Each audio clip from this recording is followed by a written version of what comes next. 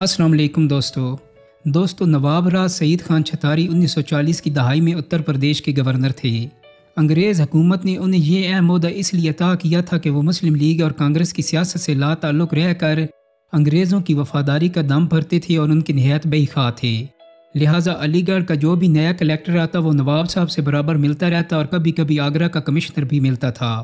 ان سب انگریز افسروں کے نواب صاحب سے عمدہ تعلقات تھے اور واپس انگلستان جا کر بھی رابطہ رکھتے تھے۔ نواب چھتاری اپنی یادداشتیں بیان کرتے ہوئے فرماتے ہیں کہ ایک بار برطانوی حکومت نے ہندوستانی صوبوں کے سب گورنروں کو مشورے کے لیے انگلستان بلایا تو نواب صاحب بھی بحیثیت گورنر انگلستان گئے۔ جب نواب صاحب لندن پہنچے تو جو کلیکٹر اور کمشنر ان کے پرانے ملاقاتی تھے اور ریٹائر ہو کر انگلستان چلے آئے تھے نواب صاحب سے ملنے آئے۔ ان میں سے ایک کلیکٹر جو نواب صاحب سے بہت مانوس تھا اس نے کہا، نواب صاحب آپ یہاں تشریف لائے ہیں تو آئیے میں آپ کو یہاں کے عجائب خانے دکھا دوں جن میں ہزاروں برس پرانی ایسی چیزیں ہیں جو آپ نے کبھی دیکھی اور سنی نہ ہوں گی۔ نواب صاحب نے کہا، عجائب خانے تو میں نے سب دیکھ لیے ہیں، یہاں جو بھی آتا ہے دیکھ کر ہی جاتا ہے، البتہ اگر تم کچھ دکھانا ہی چاہتے ہو تو پھر ایسی چیز دکھاؤ جو یہاں سے کوئی اور دیکھ کر نہ گیا ہو۔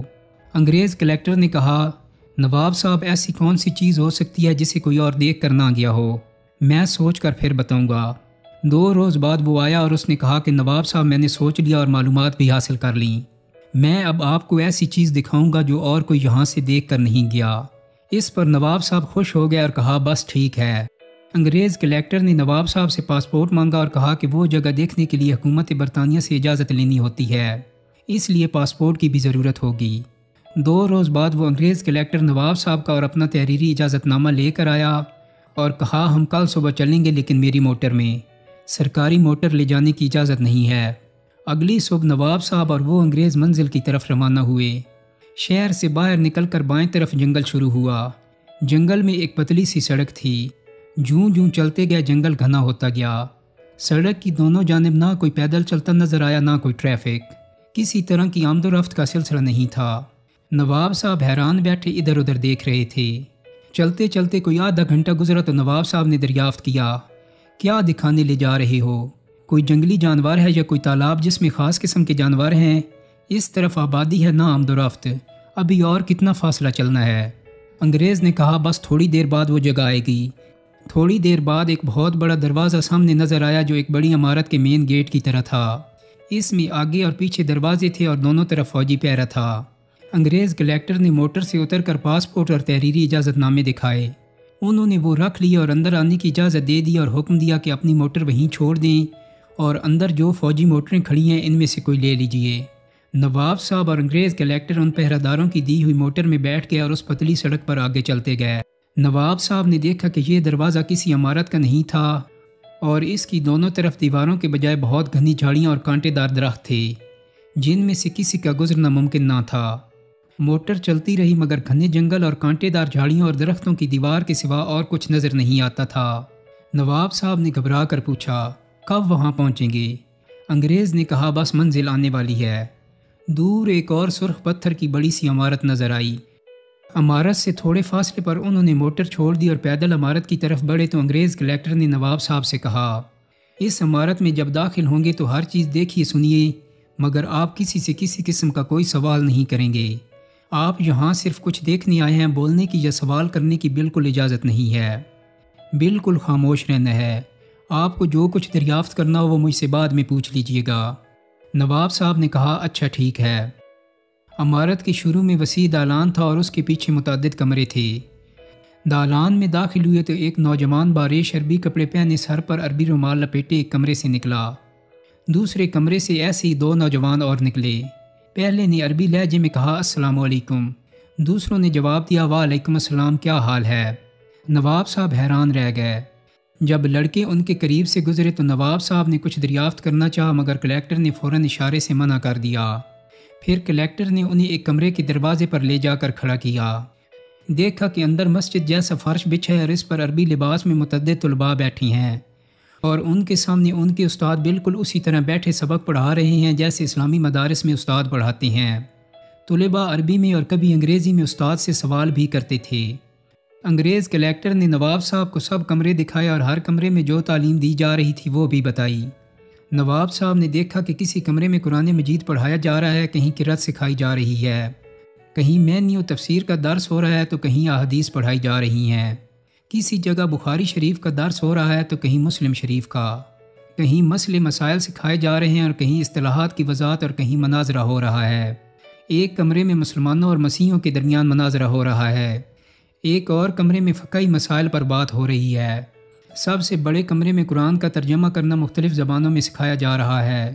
نواب صاحب نے نوٹ کیا کہ باریک باریک مسئلے مسائل پر ہر جگہ زور ہے، مثلاً غسل کا طریقہ، وضو، نماز، روزہ اور سجدہ صاحب کے مسائل، وراثت اور رضاعت کے جھگڑے، لباس اور داڑھی کی وضاحت، گا گا کر آیات پڑھنا، غسل خانے کے آداب، گھر سے باہر جانا آنا ورد کے ساتھ، لونڈی غلاموں کے مسائل، حج کے مناسک، بکرا دمبا کیسا ہو، چھری کیسی ہو، کوا حلال ہے یا حرام، حج بدل اور قضا نمازوں کی بحث، عید کا دن کیسے طے کیا جائے اور حج کا کیسے، میز پر بیٹھ کر کھانا، پتلون پہننا جائز ہے یا ناجائز، عورت کی پاکی ناپاکی کے جھگڑے، حضور صلی اللہ علیہ وسلم کی معراج روحانی تھی یا جسمانی، امام کے پیچھے سورۃ فاتحہ پڑھی جائے گی یا نہیں، تراویح 8 ہیں یا 20، نماز کے دوران وضو ٹوٹ جائے تو آدمی کیا کرے، سود مفرد جائز ہے یا ناجائز، اعتکاف کے مسائل، تجوید، مسواک کا استعمال، روزے ٹوٹنے جڑنے کے معاملے،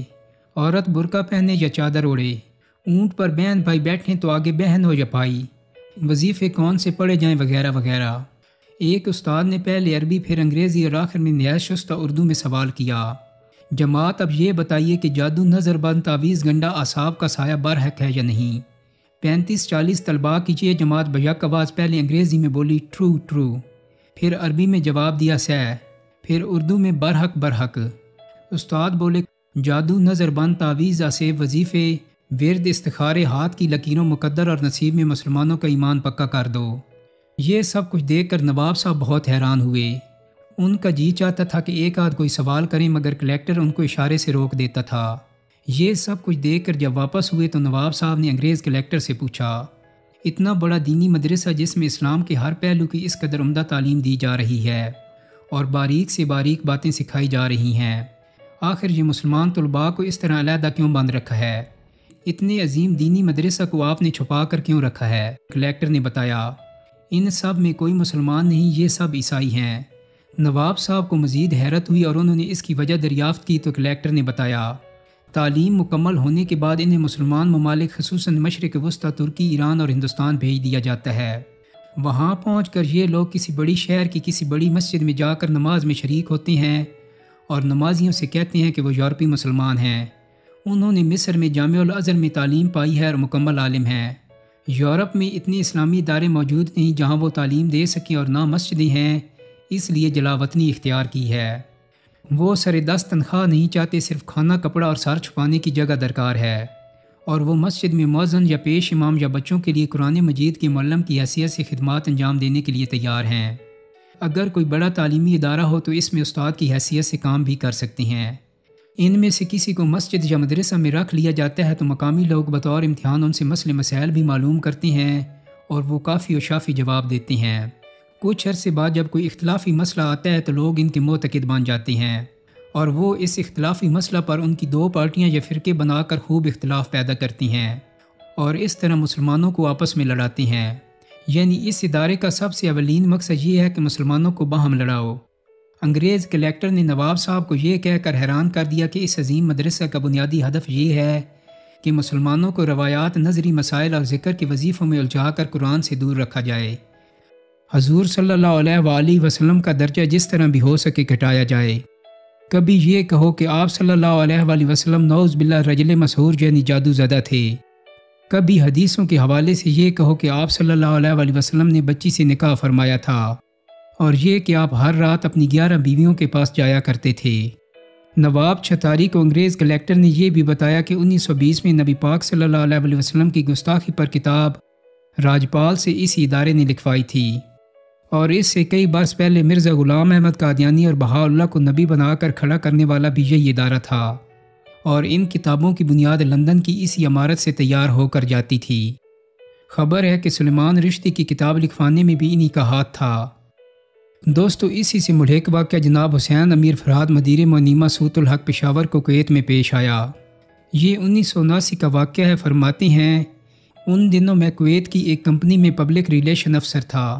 ہماری کمپنی کے ڈائریکٹر نے سری لنکا سے گھر کے کام کاج کے لیے خادمہ منگائی تھی۔ دوسرے دن مجھ سے کہا کہ اس خادمہ کو واپس بھیج دو، وہ ہمارے کسی کام کی نہیں، کیونکہ نہ عربی جانتی ہے اور نہ انگریزی۔ میں اس کے ڈاکومنٹ لے کر متعلقہ ایمبیسی گیا تو پتہ چلا کہ فی الحال سری لنکن ایمبیسی نہیں ہے، البتہ برٹش کونسل سری لنکن معاملات کو ڈیل کرتا ہے۔ برٹش کونسل میں استقبالیہ نے میرا کارڈ دیکھا تو مسٹر ولسن سے ملایا۔ وہ بڑے اتفاق سے ملے اور بٹھایا۔ جب اس نے اندازہ لگایا کہ میں انڈین یا پاکستانی ہوں تو اردو میں کہا میں کیا خدمت کر سکتا ہوں۔ میں نے سری لنکن خادمہ کے بارے میں بتایا تو اس نے کہا کوئی پرابلم نہیں، اسے ہم رکھ لیں گے، آپ کا جو کچھ خرچہ آیا ہے وہ ہم ادا کر دیں گے۔ یہ بتاؤ کہاں کے رہنے والے ہو؟ میں نے کہا پاکستان کا۔ کہا بہت بڑا ملک ہے۔ میں نے کہا پشاور کا رہنے والا ہوں۔ پشتوں میں بولا لویہ ضلع دا۔ میں نے بتایا نوشہرہ کا۔ کہنے لگا بڑی تحصیل ہے، گاؤں کون سا ہے؟ جب میں نے گاؤں کا نام بتایا تو اس کی آنکھوں میں عجیب سی چمک پیدا ہوئی، پھر ایک ایک کا پوچھنے لگا۔ میں نے بتایا کہ کون مر گیا ہے، کون زندہ ہے۔ میں نے سوچا ہو سکتا ہے یہ نوشہرہ چھونی میں انڈین آرمی میں رہا ہو یا رسال پور میں، اس لیے ہمارے گاؤں والوں کو جانتا ہے جو اکثر چھونی میں ملازمت کرتی رہتی ہیں، لیکن اس کی عمر زیادہ نہیں تھی۔ مگر اس نے کچھ اور کہانی سنائی۔ پہلے اس نے کافی منگائی، انٹر کام پر ریسیپشن سے کہا کہ میرے پاس کسی کو مت بھیجنا۔ کافی کے دوران اس نے بتایا کہ میں آپ کے گاؤں کے محلہ عیسیٰ خیل میں 4 سال تک پیش امام رہا ہوں۔ میں نے پوچھا کیا آپ مسلمان ہیں؟ اس نے کہا میں نے 4 سال تک آپ کے گاؤں کا نمک کھایا ہے، آپ کے گاؤں والوں نے مجھے بڑی عزت دی ہے، میں آپ سے جھوٹ نہیں بولوں گا، میں عیسائی ہوں یعنی اہل کتاب۔ پھر میرا اس کا آنا جانا رہا، وہ مجھے بالکل اپنا ہم وطن سمجھتا رہا۔ وہ تقریباً میرا ہم عمر تھا اور تعجب کی بات یہ ہے کہ وہ ہمارے ہاں پاکستان بننے کے بعد رہا تھا۔ ایک دن میں نے پوچھا کہ آپ پٹھانوں کا کھانا کیسے کھاتے رہے؟ کہا آپ لوگوں کا کھانا اتنا مزیدار ہوتا ہے کہ میں یہاں کویت میں بھی گھر جاتے ہوئے ایرانی تندور سے روٹی لے کر موٹر میں روکھی کھاتا رہتا ہوں۔ جب میں کویت سے آ رہا تھا تو میں نے اس سے وہی سوال پوچھا جسے وہ ہمیشہ ٹالتا رہا تھا۔ میں نے کہا کہ اب تو بتا دو کہ آپ کرسچین ہو کر پٹھانوں کے گاؤں میں روکھی سوکھی کیسے کھاتے رہے؟ وہ کافی دیر تک سر جھکائے سوچتا رہا، پھر سر اٹھا کر میری آنکھوں میں جھانکا۔